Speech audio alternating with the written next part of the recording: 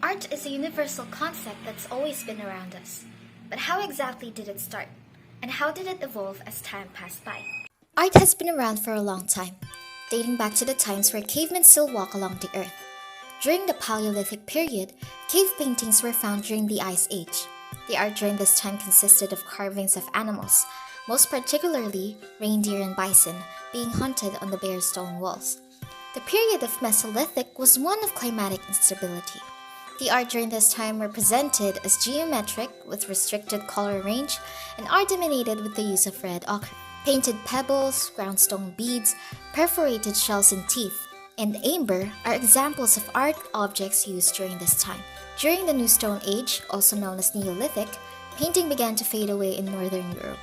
Although painting has persisted throughout Spain and North Africa, it is small scale and lacks the energy of the Ice Age time.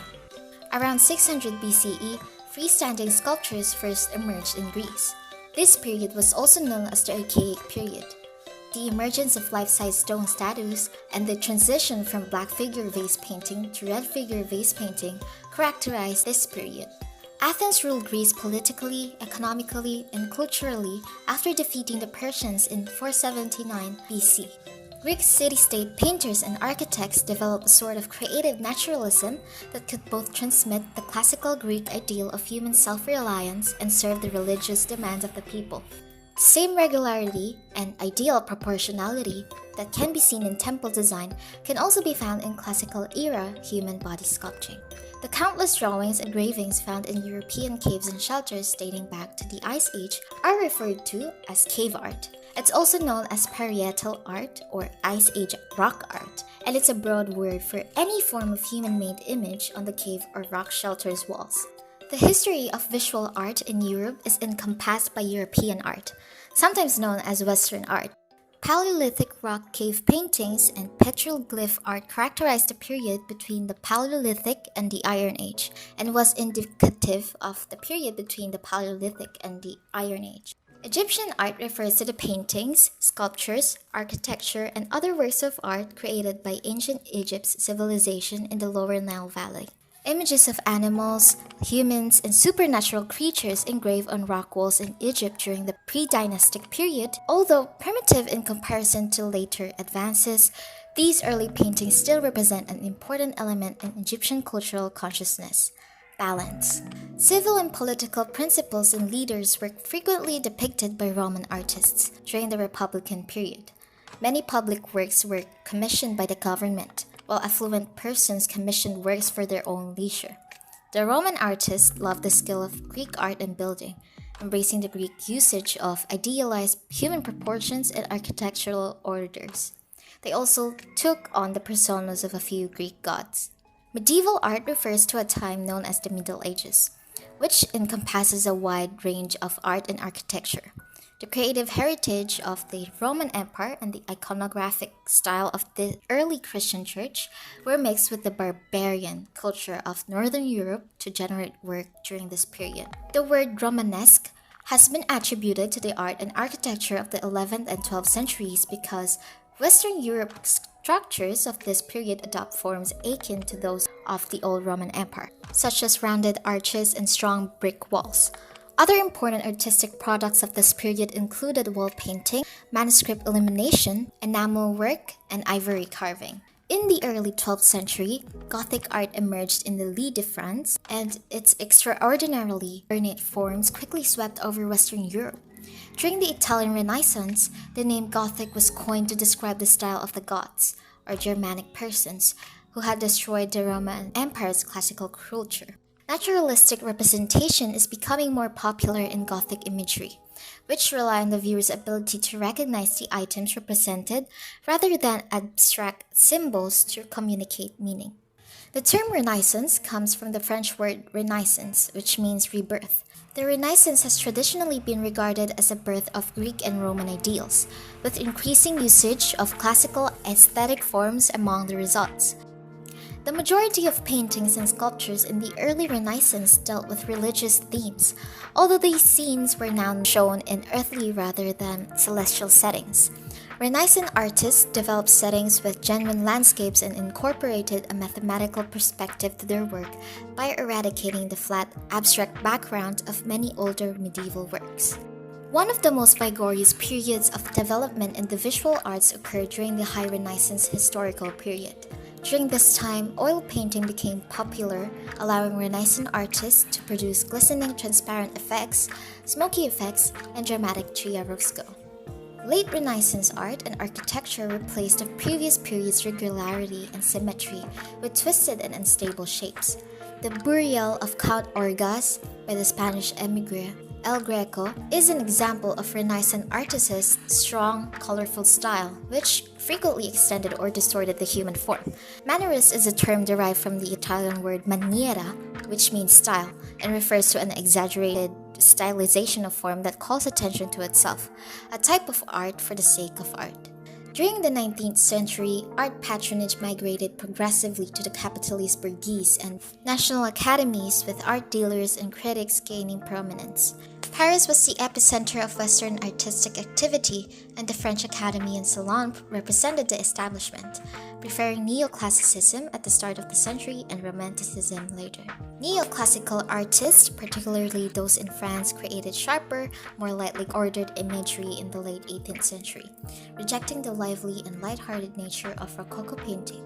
The Rococo's serpentine lines were replaced with symmetrical and rectilinear forms, which allowed French painters to depict new Republican concepts of morality and civic duty. The Enlightenment's enthusiasm for nature was passed down to Romantic painters, but they resisted what they saw as an overemphasis on rigorous reason. The newly altered countries of history, literature, nature, and religion alienated Romantics, who used dramatic emotions and individual isolation to express dramatic emotions in isolation. The fading culture of everyday life, which was losing ground to the mass-produced culture of industrial progress, was depicted by realism artists. Realist painters placed a premium on scenes of workers, everyday home life, and landscapes which had previously been relegated to the bottom of the priority list. At the close of the 19th century, the Western aesthetic tradition was altered by a new self-aware modern mindset. Impressionist painters were driven to portray subjects that reflected modern living, such as railroads, factories, urban development, and the middle class's increasing spare time. Impressionists such as Claude Monet and Berthe Morisot began sketching outside in direct sunlight with a rapid technique of free brushstrokes to portray these rapidly shifting realities of modern metropolitan life. The question what defines a work of art was posed by modernism. In the past, art was redefined by its religious application. However, during the 20th century, art was viewed as an object whose sole aim was to provide the observer with visual pleasure. Given the horrors of mechanical combat in World War I and psychoanalysis' discovery of the unconscious, many European artists believed that the traditional means could not depict the realities of modern life. In the visual arts, postmodernism is defined by a variety of approaches rather than a single style or trend. Artists in the late 20th century created a societal critique of the rising saturation of mass culture in everyday life. There were also new genres that blended several media, such as video, performance, and conceptual art. After acquiring respect as an artistic niche in its own right throughout the 20th century, photography prospered by the mid-century. Asian art, often known as Eastern art, has a diverse spectrum of influences from numerous cultures and religions. Asian art has historically followed in the footsteps of Western art in general a few centuries earlier. Chinese, Indian, and Japanese art all had a major influence on Western art, and vice versa. Art from the Near East had a significant influence in Western art. Asian art has been influenced by a diverse range of religions, invaders, and cultural influences throughout the history. Chinese art has evolved over time, split into periods by China's reigning dynasties and technological advancements. Great philosophers, professors, religious figures, and even political leaders have impacted various types of art. During this time of painting, the focus was on spiritual rather than emotional components, as it had been in the previous period. From ancient time to the 21st century, Japanese art encompasses a vast range of art forms and media, including antique ceramics, wood and bronze sculpture, ink painting on silk and paper, and a plethora of other types of works of art. Painting has a long history in Japan, dating back to prehistoric times. Ancient Japanese art was largely influenced by Buddhist idol worship or Shinto animistic rites. Sculpture, in particular, became the most strongly associated with Buddhism of all the arts. Indian art is divided into periods, each of which reflects different religious, political, and cultural advancements. The visual arts and the non-visual arts are inextricably linked. Classical Indian architecture, sculpture, painting, literature, music, and dancing, according to Kapila Vatsyayan, developed their own laws influenced by their own media. They did, however, share not just the Indian religious, philosophical minds, fundamental spiritual ideas, but also the techniques for working out the symbol mental state links in detail. The term Philippine art refers to the works of art that have evolved and accumulated in the Philippines from the country's beginnings of civilization to the present day. It represents the wide spectrum of cultural influences on the country's culture and how these influences sharpened the country's arts to its society and non-Filipinos. In the following American time, 1920s, Fernando C. Amorsolo grew to prominence and formed his style or school, which was principally defined by bucolic scenery with golden sunlight, and was eventually proclaimed the first national artist. During the Japanese occupation, there was a widespread stoppage of artistic production from 1942 until 1945. Nonetheless, some visual artists were able to create artworks based on the war's crimes. The art community resurrected after the Japanese occupation. Filipino artists with international expertise explored and pioneered a variety of themes and approaches. Carlos Francisco pioneered mural painting, and the Art Association of the Philippines, AAP, was founded in 1948.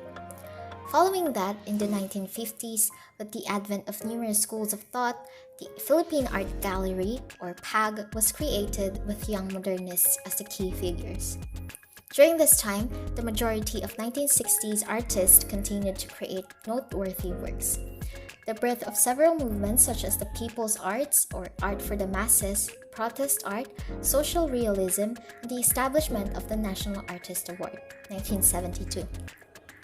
The 1980s saw a resurgence of traditional and ethnic art. Buildings and parks began to incorporate contemporary sculpture. In the 1990s, a new generation of painters, sculptors, and printmakers arose, expressing their particular feelings and expressions. Installation art and experimental art, for example, were among the first creative movements to enter the local scene in Europe and the Americas. Galleries and museums became institutionalized, spearheading cultural activities. And finally, from the primal creativity of the Filipinos to the modern avant-garde artists, exploring all imaginable techniques, Philippine art has come a long way, 2000 to the present time. Today's art is a free-for-all of visual statements.